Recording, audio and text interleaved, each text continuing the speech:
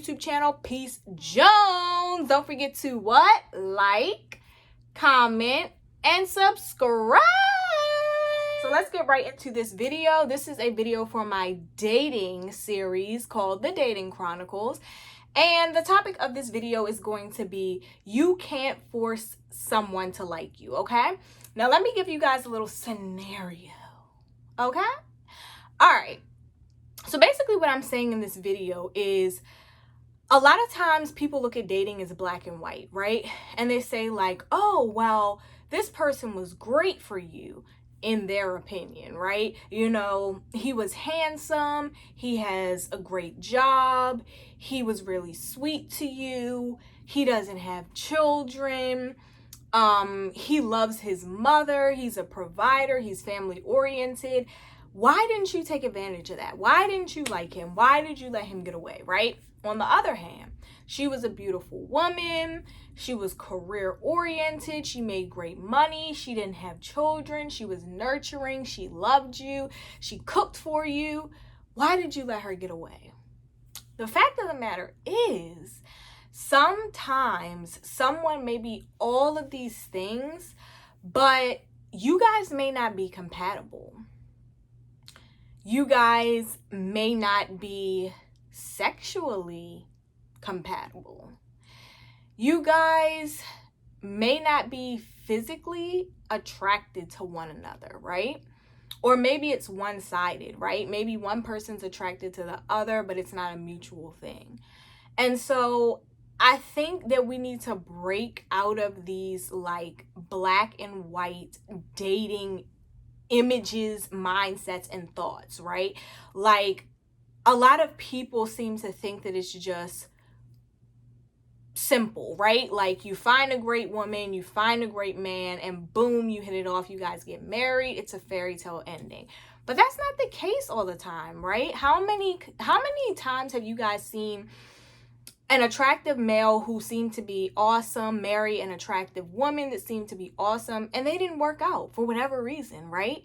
And then maybe you even see them remarry or get into another relationship, and you think to yourself, well, dang, she didn't have half of what that other woman had, or she doesn't have half as much going for herself, or she isn't as pretty, or vice versa with the man, right?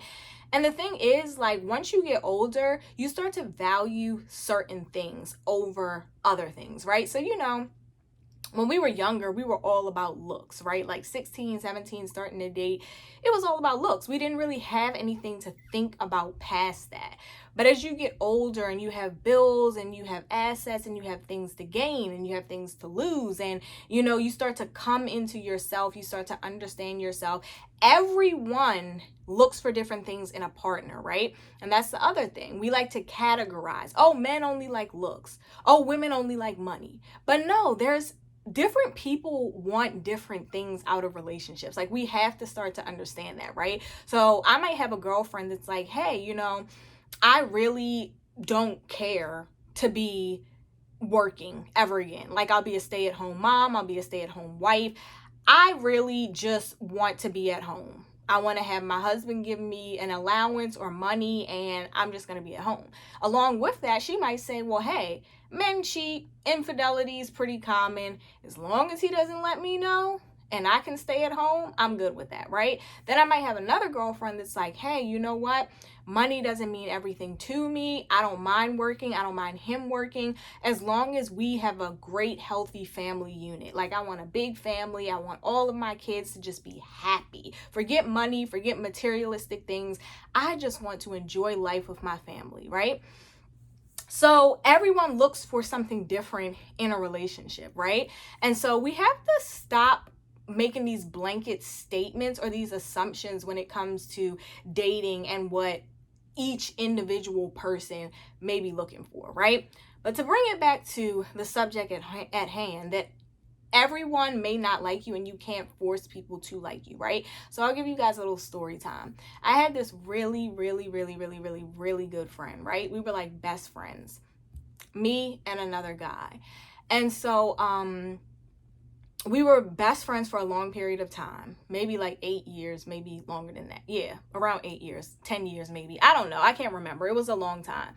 And I feel like there became a sense of pressure for us to take it to that next level, right? So aside from a platonic friendship, like there was pressure for us to try dating, right?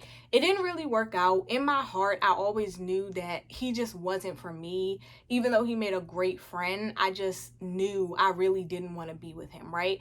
And because of the pressure and us just wanting to, I guess, see what it would be like we tried and it was the worst fail. And honestly, like I lost the friendship because of that. Well, he lost my friendship, I lost his friendship. The friendship ended because of that. And in the midst of it, all of his friends found out and they literally like shunned me, like canceled me, because ultimately I didn't end up with him. I didn't end up liking him. And, said all types of things about me, talked bad on my name, whatever. And I just always felt like that was just such a immature way to go about it and such a closed-minded response. Because, first of all, I wasn't put on this earth to be with him.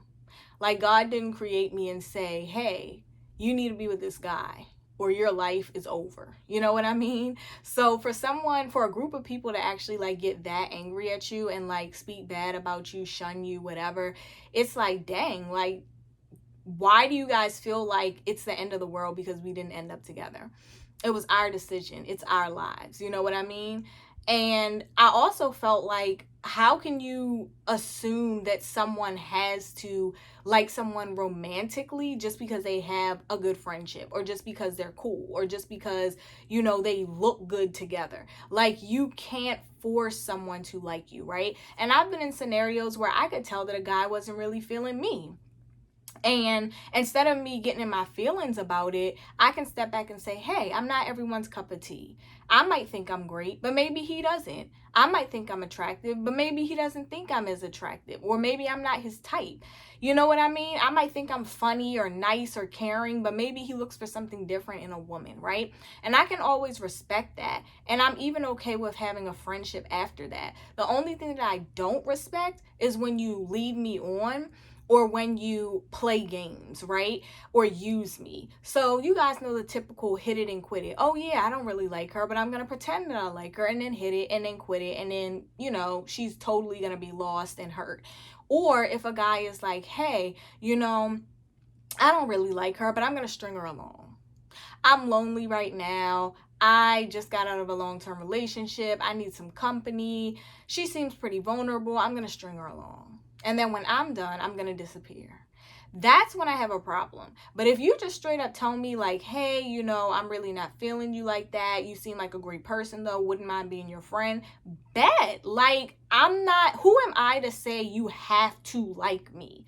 Like, that's just unrealistic and that's ignorant. And I feel like people that think like that and they just cancel every person that doesn't find them attractive or every person that doesn't like them. It's like, you not gonna go too far in this dating world because first of all, it's hard as hell. And then on top of that, if you're gonna literally cancel and get mad at everyone that doesn't like you, like, how do you know that you two wouldn't have grown to be great friends and then he may have introduced you to one of his friends that was the perfect match for you? Or how do you know that you two couldn't have grown to be great friends and then you guys go out somewhere and, I don't know, he gives you some connect or something and y'all network and, you find someone there? Like, it's like you are kind of blocking your blessings and stopping opportunities from happening or blossoming when you just cut off everyone just because you feel that they don't like you, right? And I think that can be like a hard pill to swallow for most because first of all, a lot of people lack self-esteem, self-confidence, self-worth. So, or they're already just insecure. So when someone tells them that they don't like them or they don't find them attractive or they don't see it working out between them, they immediately go into shock. What? So-and-so doesn't like me. I look so good. And it's just like, it's okay. Sometimes compatibility really rules all. I've literally met guys that were like handsome, you know what I mean? could have gotten anyone that they wanted, but the compatibility just was not there. Like, it didn't exist. The sexual chemistry didn't exist. Like, fine as hell, but don't have excuse me but don't have any desire to take it any further than that conversation at the table. Like, that stuff is real. Guys can find a woman extremely attractive and it's not good in the bedroom. Guys can find a woman extremely attractive and they have nothing in common. So we have to remember when dating, like, it's compatibility is still a thing. Like, I feel like people are literally taking this Kevin Samuels mindset and saying, bet, she's pretty, wife, he's got money, husband. Like, it's not that simple. There are so many different things that you have to go through, learn, get familiar with people. And it's not just based on one factor. A strong relationship is not just based on one factor. Like, just because you're attracted to that person, it doesn't mean that marriage is going to last forever. Or just because he has money, it doesn't mean that you guys are going to get married. Like, so yes, that is the end of this topic of discussion. You guys comment below. Let me know what you think. Have you guys ever been upset or had your feelings hurt because someone didn't like you? And then in retrospect, you look back and said, hey, maybe I shouldn't have carried it like that.